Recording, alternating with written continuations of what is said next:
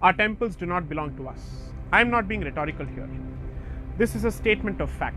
Hindu temples have been usurped by the very institution that is duty bound to protect the freedom of religion, the Indian state.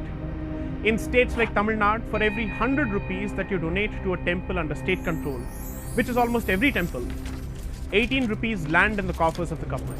Effectively, Hindus pay a religious tax, a kind of jizya, for donating money to religious causes dear to them. Remember that the next time you visit a temple. However, that's not all. Bear with me a few minutes more. The story of the government takeover of temples began in 1925, when the British government passed a legislation that allowed them to interfere in the running of Hindu temples in the Madras Presidency, which included all of the present-day Tamil Nadu and Andhra Pradesh and large parts of current-day Karnataka, Kerala and Odisha. But why 1925?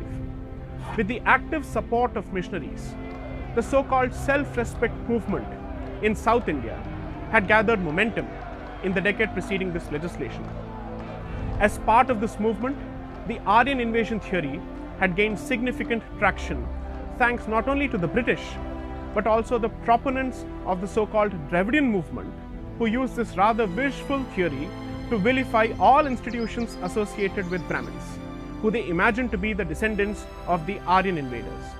Notwithstanding the completely unscientific basis of their politics, the ideologues of this movement held a great sway in the political climate of the era, and in their endeavor to deprive the Brahmins of the power they allegedly held, namely that of running the affairs of the temples, these social justice warriors of the day ended up destroying the livelihoods of several other groups within the Hindu fold, which had a specific function and a specific place in the temple ecosystem, which consisted of pahalwans, flower sellers, sculptors, performing artists, and so on and so forth. But the real damage was yet to begin, and ironically, it happened not under the colonial rule, but when India became a free country. In 1951, the Shirur Mutt in Udupi, along with two other major temples, was notified for takeover by the state under the Madras Hindu Religious Endowments Act of 1927, which was then replaced by the Madras Hindu Religious and Charitable Endowments Act of 1951. This led to a legal battle in the Madras High Court and eventually in the Supreme Court of India, which in 1954 struck down some of the central provisions of the legislation as unconstitutional and illegal. But in 1959, a new legislation was brought in by the state government, which effectively rehashed the very same provisions that were struck down 5 years earlier by the highest court of the land. This legislation is in force even today and remained unchallenged right until the late Pujya Swami Dayananda Saraswati ji stepped in the year 2012 to challenge the Hindu religious and charitable endowment legislations of Tamil Nadu, Andhra Pradesh and Puducherry. What is important to note is that the presence of such Hindu-centric legislations is not limited only to the southern states. Bihar, Himachal Pradesh, Uttar Pradesh, Odisha and Maharashtra too have legislations which control Hindu temples. Despite this, prior to Swami Dayananda Saraswati, barring an exception here or there, no one from the Hindu society deemed it fit to challenge this blatant takeover of their religious institutions by the state, which is a violation of their fundamental rights. The legendary apathy of the modern Hindu was on glorious display. Since 2012, the petition filed by Swamiji has been languishing in the Supreme Court, and the court hasn't had the time to look at it, while it seems to have had all the time in the world to take up cases like triple talaq. As a result, over 34,000 temples just in the state of Tamil Nadu are in a limbo, and devotees are waiting for justice to be delivered someday.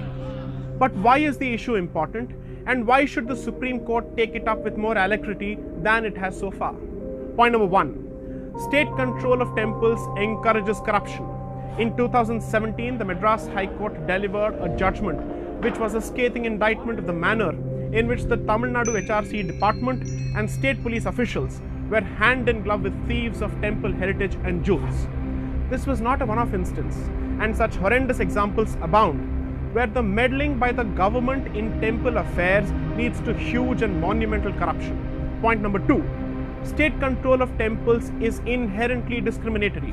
India is a secular country, which implies that the state is equally distant from all religions. However, By interfering exclusively in Hindu temples and not in the places of worship of other communities, the state becomes explicitly anti-Hindu in its orientation. Point number 3. State control of temples weakens Hindus collectively. The Devaswam minister of Kerala took a lead role in the Beef Festival and is presiding over the institutions of that state. It was recently found that close to 40 employees of the Tirupati Devasthanam are non-Hindus, including the top executive who is a Christian. It is inconceivable as to why matters of a certain faith would be allowed to be managed by those who profess a different faith. Also, which non-Hindu religious institution permits a Hindu to preside over its affairs? Point number 4. State control of temples facilitates conversion. Because of the infiltration of the temple management by non-Hindus, the traditional ecosystem consisting of various castes and communities has broken down, and the people specializing in certain roles, such as sculptors, have suffered financially and have thus been made more vulnerable to predatory proselytization. Point number 5. Temples lose real estate under state control. Almost every other week, a case of temple land being taken over for other purposes, including hostile takeover by other religious groups, is reported in local media all over the country, but never acquires the dimensions of national news. From 1959, at least 47,000 acres of temple land have been alienated from temples of Tamil Nadu alone without so much as a whimper from anyone. Point number 6. State control of temples brings a bad name to Hindus. Many of the temple practices that embarrass well-meaning Hindus, like darshan queues based on payment, are practices introduced and actively sustained by the government without the consent of the community, and Hindus take the blame for it. By imposing itself on the day-to-day functioning of temples, the state has ended up smothering the cultural life of India and thus has alienated Indians from their own roots. Temples have been made subservient to the state on the pretext of corruption in the traditional management structures consisting of members of local Hindu communities. While one may grant the benefit of the doubt to the state's intentions, it is pertinent to ask the following questions. Once the state has set the house in order, what prevents it from exiting? What is the reasonable duration for which the state may be temporarily allowed to take over the management of a given temple?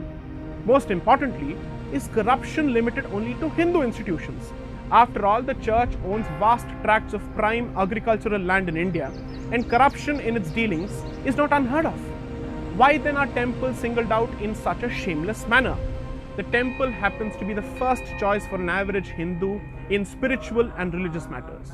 The temple is the nerve center of the Hindu society and identity, whether it is in terms of upliftment of the poor, education, culture, arts, or plain community strengthening. By taking over temples, the state has paralyzed the Hindu society. Temples in the long run will play a pivotal role in forging a sense of civilizational unity. All the resources required for a cultural resurgence of Bharat lie with the temples, and the temple in turn is in the hands of the state.